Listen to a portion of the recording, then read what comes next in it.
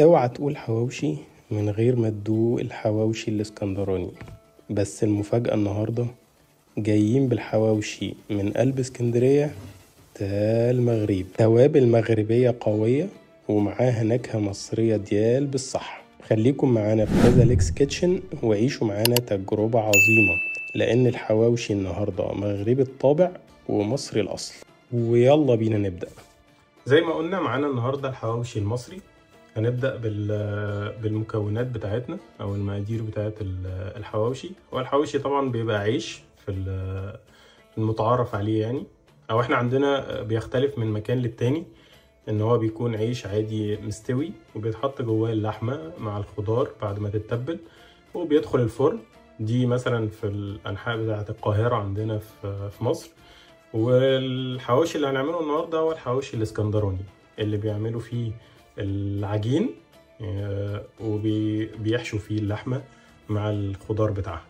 وبعض المغاربة كاينين في المغرب اللي كيديروا بحال هذه الطريقة، كيجيبوا الخبز كيحيدوا منه البابة وكيديروا فيه الكفتة وكيدخلوه الفران.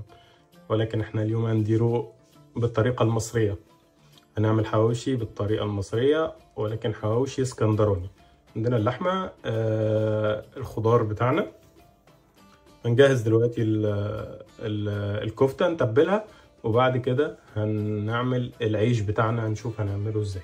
نقطع الخضار. البصل عندنا 3 بصلات، عندنا ده نص كيلو لحمة عليه 3 بصلات متوسطين، طماطمتين، 2 فلفل برضو متوسطين. والفلفل الحامي اختياري معانا للي بيحب الحامي يعني. نقطع عندنا البصل بتاعنا. خلصنا البصل هنقطع عندنا الطماطم. خلصنا عندنا الطماطم بتاعتنا هنضيفها مع البصل. عندنا الفلفل.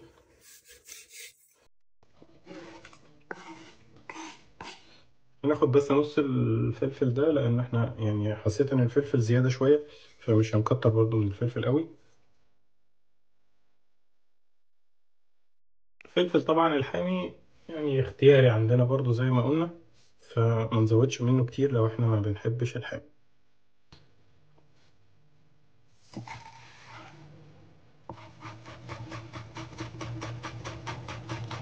تمام كده الخضار بتاعنا كله حطيناه في البولة بتاعتنا هنا.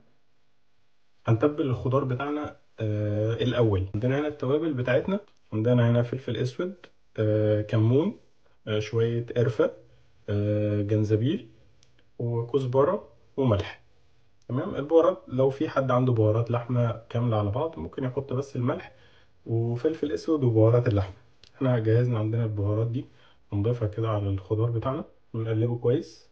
هنقلب الخضار بتاعنا زي ما قلنا كده مع التوابل بتاعتنا والملح. الأفضل إن احنا نشيل المعلقة دي ونستخدم إيدينا كويس، نعجنهم زي ما كأننا بنعجن كده أي حاجة، علشان كل الحاجات دي تتداخل في بعضها بشكل كويس. وأصل ريحتهم جميلة كتشهي. بس كده تمام. هنسيبهم بس 5 دقايق وبعد كده هنبدأ نضيف اللحمة بتاعتنا. عندنا هنا التتبيلة بتاعتنا الخضار سيبناها شوية زي ما قلنا، وهنبدأ بعد كده نكمل هنضيف عليها الكفتة بتاعتنا أو اللحمة المفرومة. عندنا هنا شوية خضرة أو الربيع يعني، كزبرة وبقدونس. زي ما بيقولوا هنا في المغرب الكزبر والمعدنوس، لازم الترجمة علشان احنا معظم الناس اللي بتتفرج علينا من المغرب الحبيب، فلازم الناس تكون فاهمة برضو معنا. بس هنبدأ نعجن بقى الخليط ده كله على بعضه.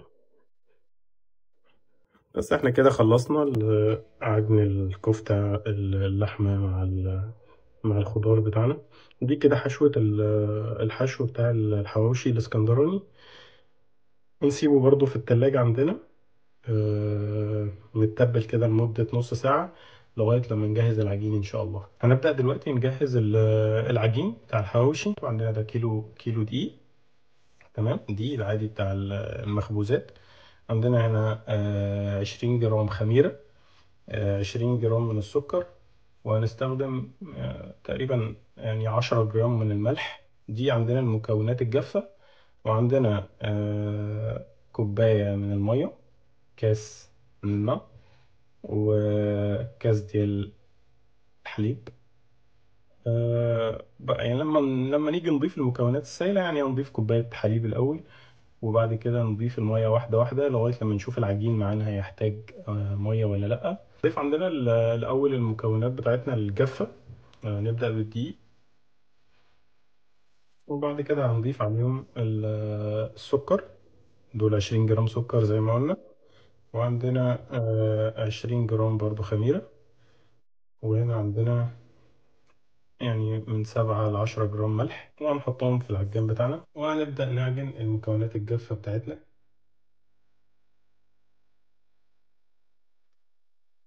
يعني بس تتقلب المكونات عندنا، الحاجات الجافة، وبعد كده هنبدأ نضيف المية بالتدريج. هنبدأ نضيف عندنا المكونات السائلة. هنبدأ بالحليب، اللبن بتاعنا. بعد ما ضفنا عندنا كوباية الحليب، هنضيف عندنا كوباية من المية، وبعد كده هنرجع نعجن تاني. بس العجين يبدأ يلم معانا، ونشوف هو محتاج مية ولا لأ. العجين بتاعنا هنا بدأ يلم خلاص، وبقى جاهز. نطلع العجين بتاعنا بعد ما خلص من العجان. جميل القوام بتاعه. عندنا بس عجنة بسيطة على إيدينا. تمام، العجين بتاعنا كده جاهز. هنجيب عندنا حاجة نحطه فيها علشان يخمر، نضيف فيها بس نقطة زيت.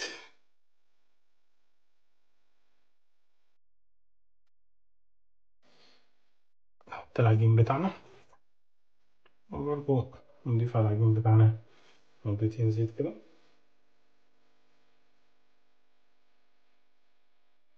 هنغطي العجين ونسيبه عندنا يخمر براحته، تقريبا لمدة نص ساعة أو أقل، هيبدأ يخمر عندنا إن شاء الله.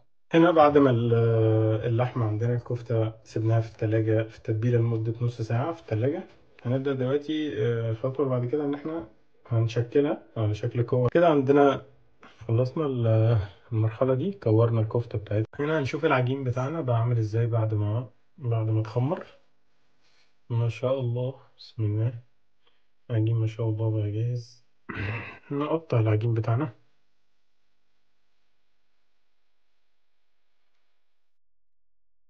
هنبدأ نقطع العجين بتاعنا على شكل كور صغيرة، علشان نبدأ بعد كده نفرده. يعني تقريبا كورة قد كده، يعني دي تقريبا 50 جرام. بس هنقفله كده العجين كده عشان نخلي ليه قفلة من تحت، ونبدأ إن احنا نكوره على الرخامة أو بإيدينا لغاية لما يبقى معانا كور بالشكل ده كده، ويبقى ليه القفلة دي من تحت. هنا الصينية، تمام. نرش عليها شوية دقيق. نرص برضو عندنا الكور بتاعتنا. تمام كده، بعد ما رصيناهم عندنا برضو هنرش عليهم رشة دقيق كده بسيطة، وهنسيبهم يريحوا شوية، وبعد كده هنرجع نفردهم. بسم الله، ما شاء الله. هنبدأ نفرد. نجيب معانا شوية دقيق، نجيب معانا النشابة بتاعتنا أو المدلك، كيف ما يقولوا في هنا في المغرب. واحدة من العيش، نعملها في الدقيق كده كويس. نجيب شوية دقيق برضو هنا تحت، نبدأ نفرد فرد كده طولي وعرضي، بحيث إن الرغيف يبقى معانا إيه، مدور. بس بالشكل ده، إن هو ما يبقاش برضو يبقى الرغيف معانا مش رفيع قوي ولا تخين قوي. وهنا ده كده بعد ما فردنا كمية العيش اللي عندنا كلها، هنبدأ دلوقتي نحط الكفتة بتاعتنا أو اللحمة بتاعتنا في العيش. نجيب عندنا العيش بتاعنا بالشكل ده، عندنا مثلا دول التلاتة نبدأ بيهم. ناخد عندنا الكفتة بتاعتنا كده أو اللحمة، نحطها في الرغيف، نوزعها على الرغيف بتاعنا بالشكل ده كده. بعد كده نجيب الغطا، لأن احنا بنعمل جزئين. الجزء اللي تحت هنفرد عليه اللحمة، وبعد كده هنغطيه برغيف تاني كده. بالشكل ده، ونبدأ نقفل الرغيف بالشكل ده. نجيب الحرف اللي تحت على الحرف اللي فوق. تمام كده، كده تقفيلة كويسة. هو ده الحواوشي بتاعنا متقفل بالشكل ده. عندنا هنا الكمية بتاعتنا بتاعت الحواوشي خلاص كده جاهزة بعد ما قفلناه كله. تمام، هنبدأ بعد كده نرصه عندنا في الصينية اللي هنخبز فيها.